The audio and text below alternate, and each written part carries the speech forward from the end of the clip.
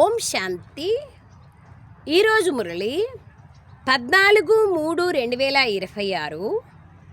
మధురమైన పిల్లలారా, ఒక్క బాబానే నంబర్ 1 నటుడు, పాత్రధారి, ఉన్నతోన్నతమైన పాత్ర. తానే పతితులను పావనంగా తయారు చేసే పాత్రను పోషిస్తారు. బాబా వంటి పాత్రను ఇంకెవ్వరూ పోషించలేరు. భగవంతుని పాత్ర ఎవరు పోషించగలరు? ప్రశ్న. సన్యాసుల యోగం దైహికమైన యోగం, హఠయోగం. ఆత్మిక యోగంను ఒక్క బాబానే నేర్పిస్తారు. అది ఎలా? జవాబు. సన్యాసులు బ్రహ్మతత్వంతో యోగాన్ని జోడించడం నేర్పిస్తారు. అది కేవలం నివసించే స్థానం మాత్రమే పరంధామం. కావున ఆ యోగము దైహికమైన యోగం అవుతుంది. తత్వాన్ని ఎప్పుడూ ఉన్నతోన్నతమైనది అన్నారు కదా. పరమాత్ముడు ఉన్నతోన్నతమైన వారు, కానీ ఆయన నివసించే ఇల్లు ఉన్నతోన్నతమైనది ఎట్లయితుంది? ఆయన ఉన్నందుకు ఉన్నతం, జడం కదా అది. పిల్లలైన మీరిప్పుడు పరమాత్మతో యోగాన్ని జోడిస్తారు. కావుననే మీ యోగము ఆత్మిక యోగము. ఈ యోగమును ఒక్క తండ్రియే నేర్పించగలరు. ఇంకెవ్వరూ దీనిని నేర్పించలేరు. ఎందుకంటే వారే మీ ఆత్మిక తండ్రి.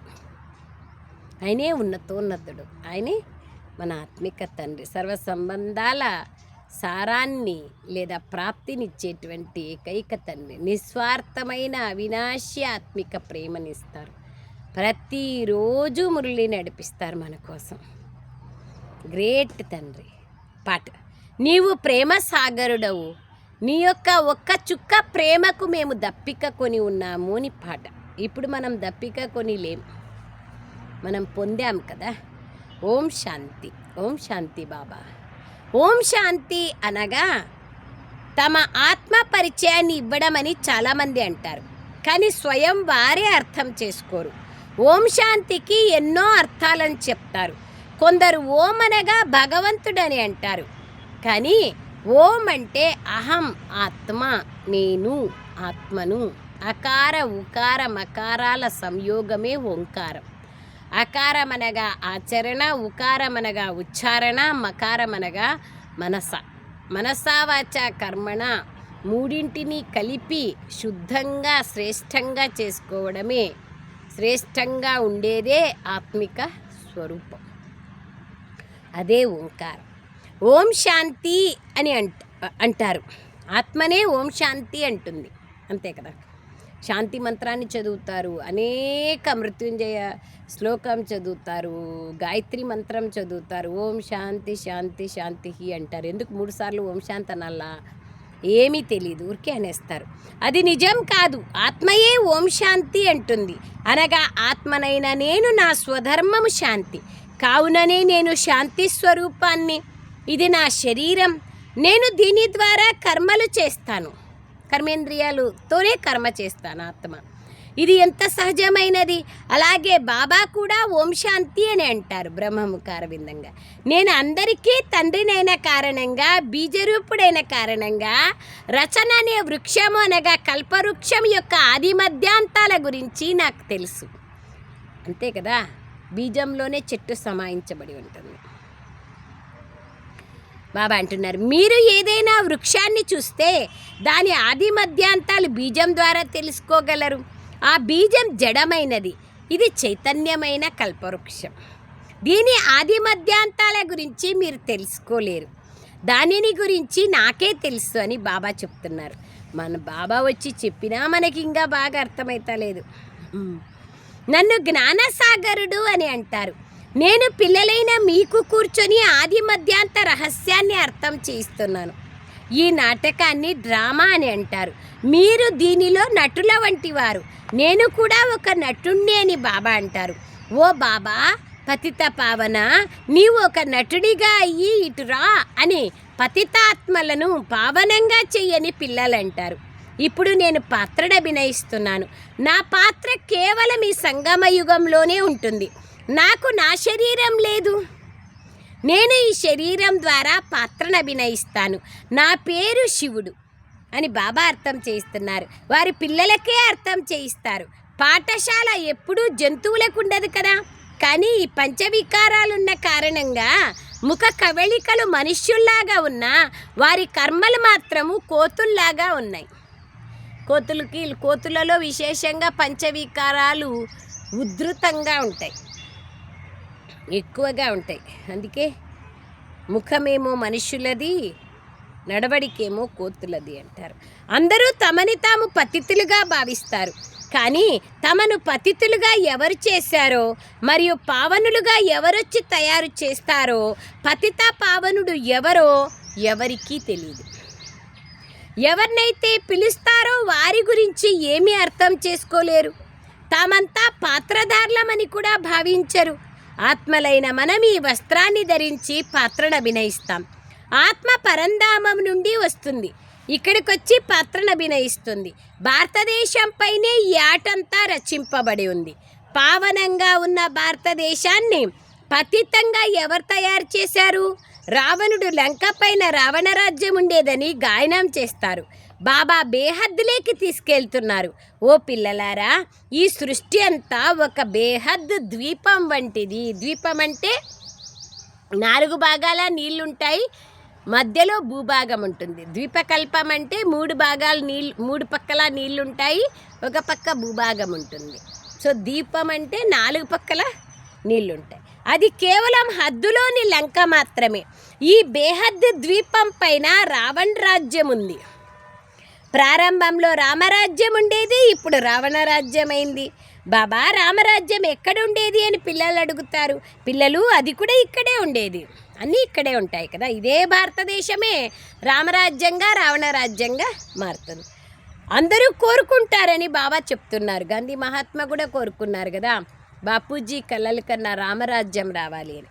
భారతవాసులైన మీరు ఆది సనాతన దేవీ దేవత ధర్మానికి చెందినవారు.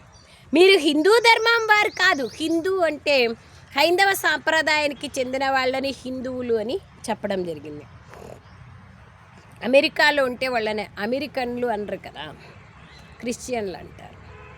మధురాతి మధురమైన చాలా కాలం తర్వాత కలిసిన ప్రియమైన పిల్లలైన మీరే ప్రారంభంలో భారతదేశంలో ఉండేవారు. మీకు ఆ సత్యుగ రాజ్యాన్ని ఎవరిచ్చారు? తప్పకుండా స్వర్గస్థాపకుడైన భగవంతుడే ఆ వారసత్వాన్ని ఇచ్చారు కదా. ఎంతమంది ఇతర ధర్మాల్లోకి కన్వర్ట్ అయిపోయారు? చాలామంది.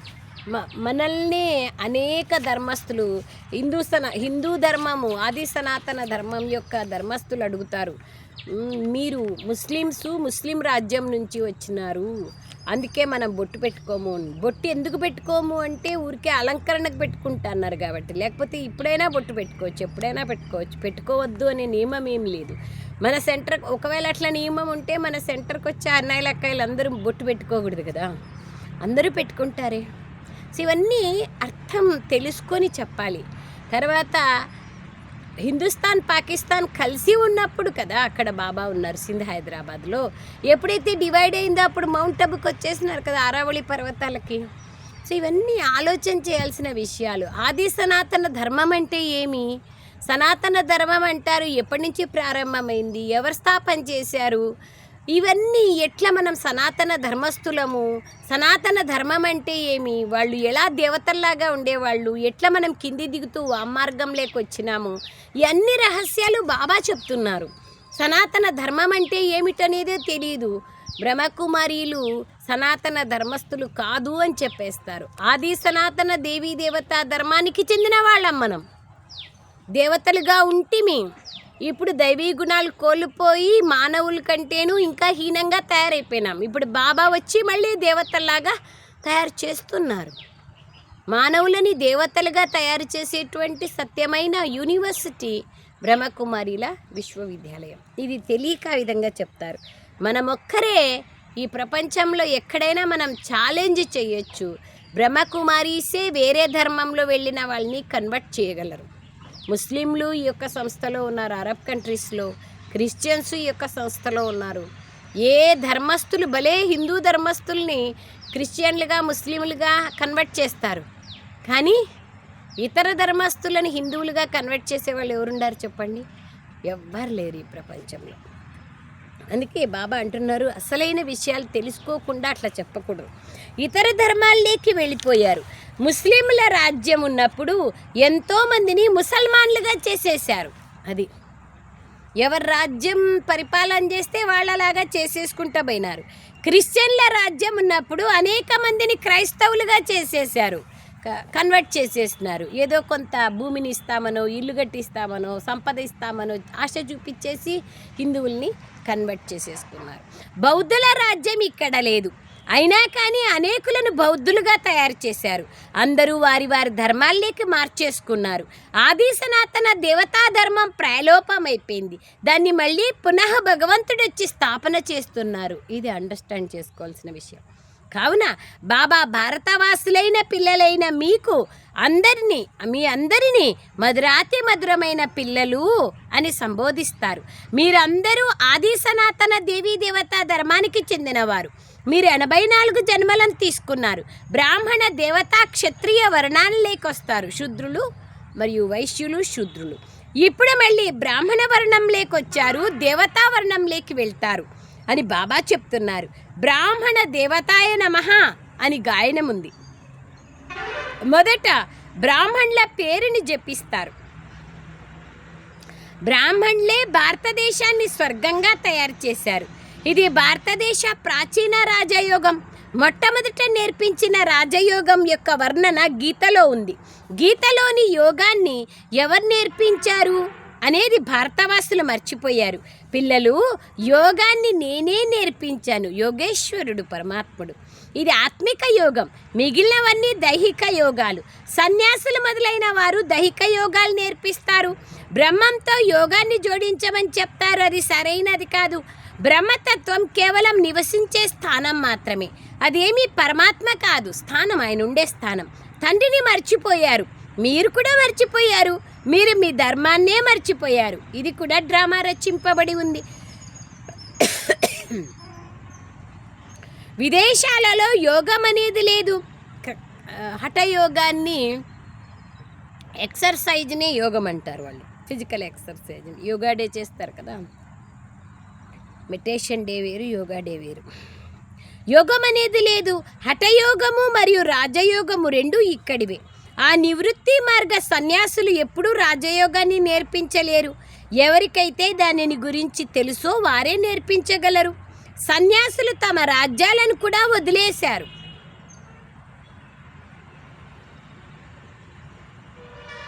అంతే కదా, రాజులు వదిలేసినారు, సన్యాసులుగా అయిపోయినారు.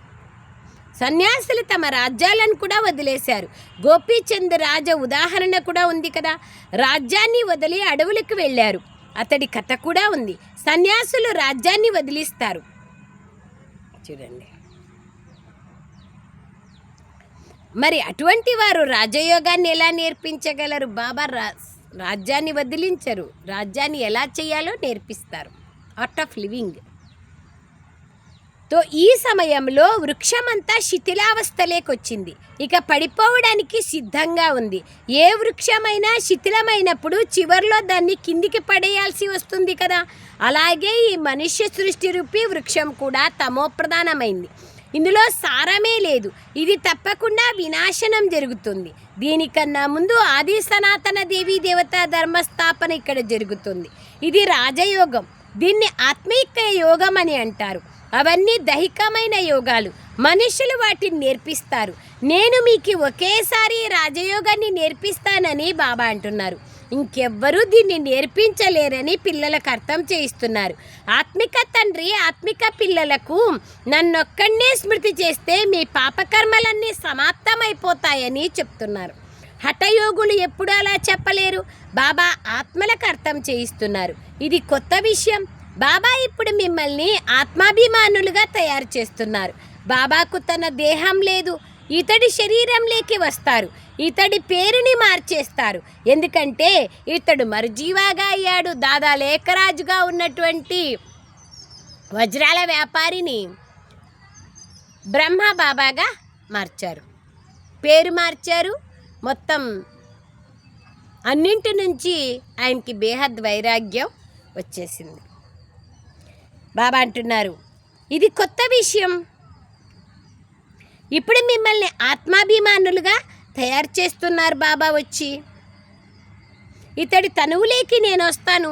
నాకు దేహం లేదు శివబాబా చెప్తున్నారు. ఇతడి పేరుని మార్చేస్తాను, ఎందుకంటే ఇతడు మరుజీవాగా అయ్యాడు, జీవించి మరణించాడు. ఏ విధంగా గృహస్థులు సన్యాసులుగా అయినప్పుడు మరుజీవాలుగా అవుతారో, గృహస్థ ఆశ్రమాన్ని వదిలి నివృత్తి మార్గాన్ని తీసుకుంటారో, అలాగే మీరు కూడా మరుజీవా జన్మను పొందాక మీ పేరు మారుతుంది. ప్రారంభంలో అందరికీ పేర్లను తీసుకొచ్చేవారు. ట్రాన్స్లో సందేశంలో బాబా అనేక ఆత్మలకి పేర్లు లిస్టు పంపించినారు. సందేశంలో పోయినప్పుడు సందేశీ పుత్రిక చేతిలోకి పేపర్ పెన్ అడిగింటే ఇచ్చింటే దాంట్లో అన్నీ రాస్తా పోయింది ఏమేమి అని. దాది ప్రకాష్ మణిజీ పేరు రమ అని లౌకికంలో. బాబా దగ్గరికి వచ్చాక బాబా పెట్టారు ప్రకాష్ మణి అని. చంద్రమణి దాది పేరు మోతి అని, గుల్జార్ దాది పేరు శోభ అని. ఈ విధంగా రకరకాలుగా మన్మోహిని దీది పేరు గోపి అని రకరకాలుగా అనేక లౌకిక పేర్లను అలౌకికంగా బాబా వతనం నుంచి పేర్లు పంపించారు. మీ పేరు మారిపోతుంది. ప్రారంభంలో అందరికీ పేర్లను తీసుకొచ్చారు. ఆ తర్వాత కొందరు ఆశ్చర్యవంతులై విని అందరికీ చెప్పి మళ్ళీ బాబా నుండి దూరం అయ్యారు. కావున అప్పటి నుంచి పేర్లు రావడం ఆగిపోయింది. కావున ఇప్పుడు నేను పేరిచ్చిన తర్వాత మళ్ళీ వారు వెళ్ళిపోతే అది వ్యర్థమైపోతుంది కదా, అంతే కదా. ప్రారంభంలో వచ్చిన వారికి పెట్టిన పేర్లు చాలా రమణీకంగా ఉన్నాయి. హృదయమోహిని, కమలమణి, రతనమోహిని, అన్ని మంచి మంచి పేర్లు. ఇప్పుడు పెట్టడం లేదు. ఎవరైతే సదా స్థిరంగా నిలుస్తారో వారికి పేర్లు పెట్టడం జరుగుతుంది. చాలామందికి పేర్లు పెట్టారు, మళ్ళీ బాబాకు విడాకులు ఇచ్చి వెళ్ళిపోయారు. కావున ఇప్పుడు పేర్లు మార్చడం లేదు.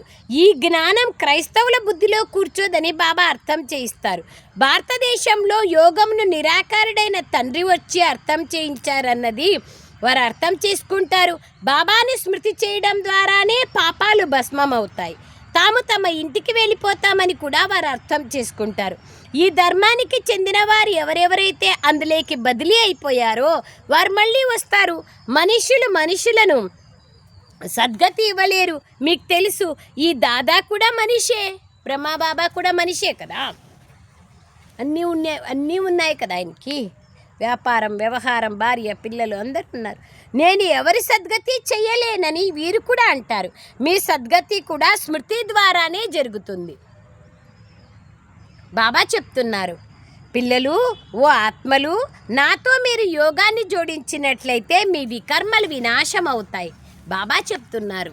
చూడండి ఎంత స్పష్టంగా చెప్తారు బాబా. మీరు ప్రారంభంలో బంగారు ప్రపంచంలో పవిత్రంగా ఉండేవారు. మళ్ళీ ఆత్మలో మలినాలు కలుస్తూ పోయాయి. ఎవరైతే ప్రారంభంలో దేవీ దేవతలుగా 24 క్యారెట్ బంగారుగా ఉండేవారో ఇప్పుడు లోహయుగంలోకి వచ్చి చేరుకున్నారు. ఈ యోగము కల్పకల్పము మీకు నేర్పిస్తాను. అందులోనూ కొందరు పూర్తిగా తెలుసుకుంటారు, కొందరు తక్కువగా తెలుసుకుంటారు. కొందరు ఇక్కడ ఏం నేర్పిస్తారో చూద్దామని వస్తారు. బ్రహ్మకుమారి కుమారులుగా ఎంతోమంది పిల్లలు ఉన్నారు. తప్పకుండా ప్రజాపిత బ్రహ్మ కూడా ఉంటారు కదా. కావుననే అతడికి ఇంతమంది పిల్లలుగా అయ్యారు. తప్పకుండా ఇక్కడ ఏదో ఉంది, కావున వెళ్ళి వారిని అడుగుదాం అని వస్తారు. మీకు ప్రజాపిత బ్రహ్మ నుండి ఏం లభిస్తుంది అని అడగాలి కదా. కానీ వారికి ఇంత బుద్ధి ఉండదు. రాతి బుద్ధి నుండి పారస బుద్ధి నుండి రాతి బుద్ధిగా అవుతారని భారతదేశం గురించే విశేషంగా ఉంది. భారతదేశమే యొక్క ఉత్థాన పతనమే ప్రపంచం యొక్క ఉత్థాన పతనం కదా. దానికే బాబా అంటున్నారు, సత్య త్రేతాయుగాలలో మీరు పారస బుద్ధిగా బంగారు యుగం యొక్క సమానంగా ఉంటిరి. మళ్ళీ వెండి యుగంలో 2 కళలు తగ్గాయి. కావుననే చంద్రవంశీలు అన్న పేరు వచ్చింది. ఎందుకంటే చంద్రవంశీలు ఫెయిల్ అయ్యారు, పాస్ కాలేదు. ఇది కూడా ఒక పాఠశాల. 33 మార్కుల కన్నా తక్కువ వచ్చినట్లయితే వారు ఫెయిల్ అయిపోతారు. మామూలుగా కూడా లౌకికంలో స్కూల్స్లో 33 మార్కులు కదా. 35 మార్కులు వస్తే పాస్, 33 వస్తే ఫెయిల్ కదా. సీతారాములు మరియు వారి వంశం సంపూర్ణంగా అవ్వలేదు. కావుననే సూర్యవంశీలుగా అవ్వలేకపోయారు. ఎవరో ఒకరు ఫెయిల్ కూడా అవ్వాలి కదా. ఎందుకంటే పరీక్ష కూడా చాలా ఉన్నతమైనది. ఇంతకుముందు ప్రభుత్వం వారు ICS అనే పెద్ద పరీక్ష ఉండేది. దానిని అందరూ చదవలేరు కదా, కోటిలో ఒక్కరు చదువుతారు. ఎవరైనా తాము సూర్యవంశం యొక్క మహారాజా మహారాణులుగా అవ్వాలనుకుంటే ఎంతో కష్టపడాల్సి ఉంటుంది. మా అమ్మ బాబాలు కూడా శ్రీమతానుసారంగా చదువుకుంటున్నారు. వారు మొదటి నంబర్లో చదువుతున్నారు. మళ్ళీ ఈ మమ్మ బాబాలను ఎవరైతే అనుసరిస్తారో వారు వారి సింహాసనం పైన కూర్చుంటారు. సూర్యవంశీయులు 8 తరాలు నడుస్తాయి. ఏ విధంగా Edward the first, Edward the second, third అని తరాలు నడుస్తాయో అలాగే 8 గద్దీలు లక్ష్మీనారాయణలవి నడుస్తాయి.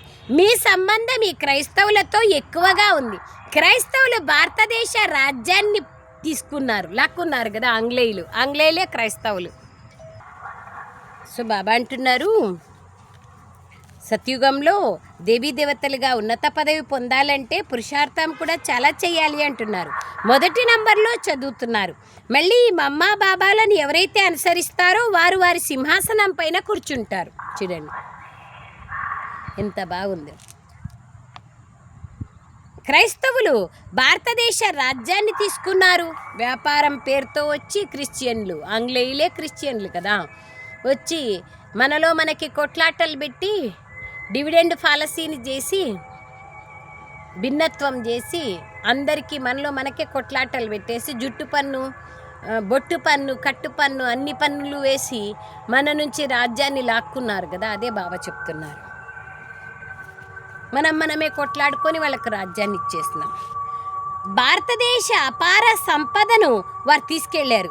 సత్యుగంలో ఎంత అపారమైన ధనం ఉండేది ఒక్కసారి ఆలోచించండి. కృష్ణదేవరాయల కాలంలోనే వజ్రాలు వైడూర్యాలు రాసులు పోసుకొని అమ్ముతాండ్రి అంటే ద్వాపరయుగ ప్రారంభంలో. సో ఇంకా సత్యుగంలో ఎలా ఉండొచ్చు? బంగారు ఇటుకలతో వజ్రాలు పొదగబడి ఉంటాయి భవనాలంటే. ఎంత అత్యంత వైభవంగా ఉంటుంది కదా రాజ్యము.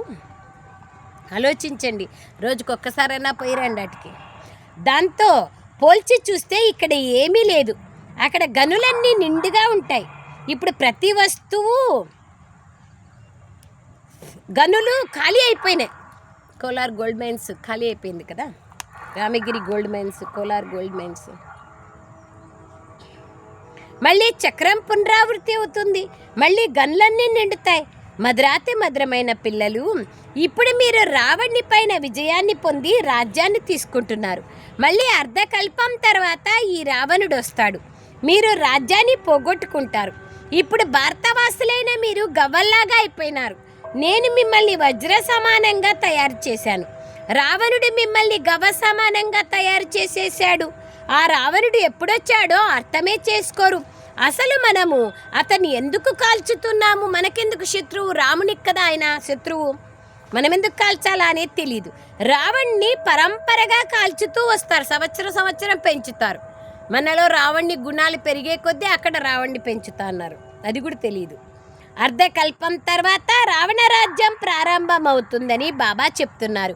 వికారులుగా అయిన కారణంగా స్వయాన్ని దేవీ దేవతలుగా పిలుచుకోలేరు. నిజానికి మీరు దేవీ దేవత ధర్మానికి చెందినవారు. మీ అంతటి సుఖాన్ని ఎవ్వరూ పొందలేరు. అందరికన్నా నిరుపేదలుగా కూడా మీరే అయ్యారు. ఇతర ధర్మాల వాళ్ళు ఆ తర్వాత వృద్ధి పొందుతారు. క్రీస్తు వచ్చాడు, మొదట చాలా కొద్ది మందే ఉంటారు. ఎప్పుడైతే ఎక్కువ మంది తయారవుతారో అప్పుడే రాజ్యం తయారవుతుంది. మీకు మొదట రాజ్యం లభిస్తుంది.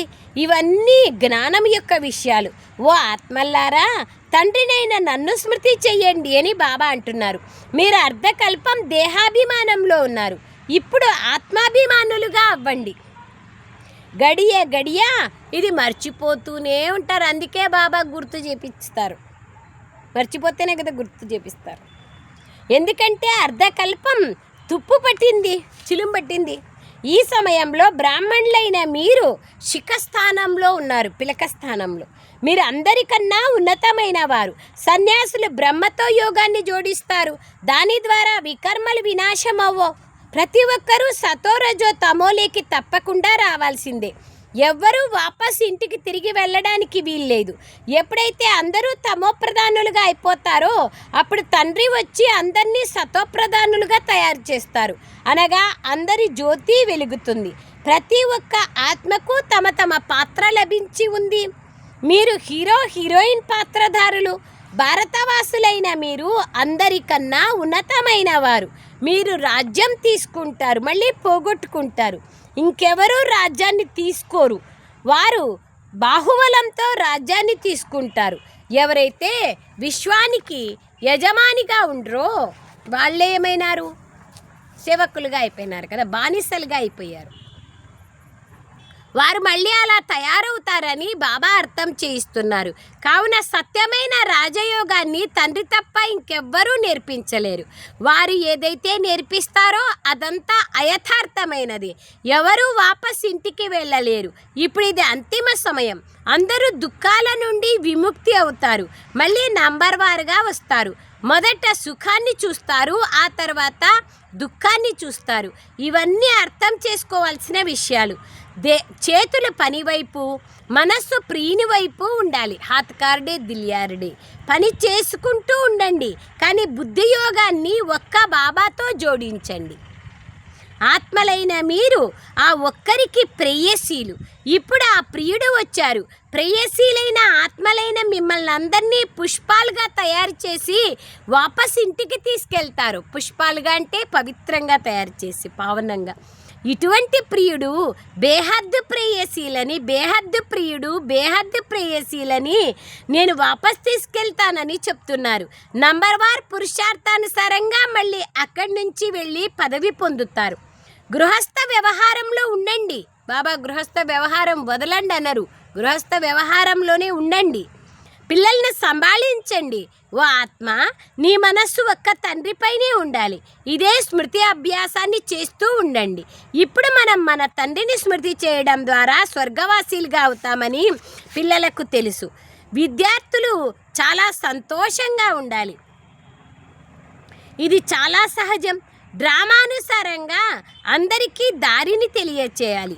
ఎవరితోనూ వాదించాల్సిన అవసరం లేదు. ఇప్పుడు మీ బుద్ధిలోకి మొత్తం జ్ఞానమంతా వచ్చేసింది. మనుషులు రోగం నుండి విముక్తులైతే వారికి అందరి అభినందనలు చెప్తారు కదా. అనారోగ్యం నుంచి దూరం అయితే అప్ప ఎట్లా బయటకు వచ్చేసినావు, గెటాన్ అయిపోయినావు అంటారు కదా. అందుకే బాబా అంటున్నారు, ఇక్కడైతే మొత్తం ప్రపంచమంతా రోగగ్రస్తంగా ఉంది. కొద్ది సమయంలో జయ జయ ధ్వనులు వినిపించేది ఉంది. టైం వచ్చింది. అచ్చా, मीठे मीठे सिखिलरे बच्चों प्रति माता पिता बाप दादा का याद प्यार और गुड मॉर्निंग. रूहानी बाप की रूहानी बच्चों को नमस्ते. हम रूहानी बच्चों की रूहानी माता पिता बाप दादा को याद प्यार गुड मॉर्निंग और नमस्ते नमस्ते नमस्ते. बाबा नमस्ते. थैंक यू बाबा, थैंक यू वेरी मच बाबा. సారాంశం, సత్యమైన ప్రేయసీలుగా అయి చేతులతో పనిచేస్తూ కూడా బుద్ధి ద్వారా ప్రియుణ్ణి స్మృతి చేసే అభ్యాసం చేయాలి. తండ్రి స్మృతి ద్వారా మనం స్వర్గవాసులుగా అవుతున్నామన్న సంతోషంలో ఉండాలి. సెకండ్ పాయింట్, సూర్యవంశ రాజ్యంలో సింహాసన అధికారులుగా అయ్యేందుకు తల్లి తండ్రిని పూర్తిగా అనుసరించాలి. బాబా సమానంగా జ్ఞానసాగర్లుగా అయ్యి అందరికీ దారిని చూపించాలి. వరదానం, కిరీటము మరియు తిలకాన్ని ధారణ చేసి బాబ్దాదాకు సహాయకులుగా అయ్యే హృదయ సింహాసన అధికారులుగా కండి. ఎప్పుడైనా ఎవరినైనా సింహాసనం పైన కూర్చోబెడితే తిలకము మరియు కిరీటాన్ని గుర్తుగా పెడతారు కదా. అలా ఎవరైతే బాబా హృదయ సింహాసన అధికారులుగా ఉంటారో వారి మస్తకం ఎల్లప్పుడూ అవినాశి ఆత్మ యొక్క స్థితిరూపి తిలకం ఉంటుంది.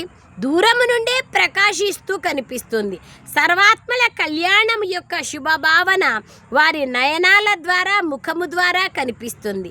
వారి ప్రతి సంకల్పము, మాట మరియు కర్మ బాబా సమానంగా ఉంటాయి. స్లోగన్, సరళమైన స్మృతి కోసం సరళతా గుణాన్ని ధారణ చేయండి. సంస్కారాలను సరళంగా చేసుకోండి. అవ్యక్త సూచన, నిశ్చయం అనే పునాదిని దృఢంగా చేసుకొని సదా నిర్భయంగా నిశ్చింతగా ఉండండి. విజయులుగా అయ్యేందుకు పునాది నిశ్చయం. ఒకవేళ పునాది పక్కాగా ఉంటే బిల్డింగ్ కదలదు, నిశ్చింతగా ఉంటారు. కానీ కేవలం బాబా పైన నిశ్చయం ఉండడమే కాదు, స్వయం పైన నిశ్చయం ఉండాలి, డ్రామా పైన నిశ్చయం ఉండాలి.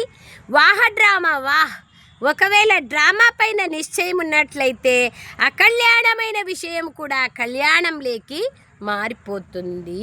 ఇంత నిశ్చయం ఉండాలి మనకి. బాబా పైన స్వయం పైన ఎప్పుడూ తగ్గదు. ఆల్మోస్ట్ ఆల్ బ్రాహ్మణ పరివారం పైన డ్రామా పైన తగ్గుతూ ఉంటుంది. ఇంకా దాంట్లో పర్ఫెక్ట్గా కావాలా. అచ్చా, ఓం శాంతి. థ్యాంక్ యూ బాబా, థ్యాంక్ యూ.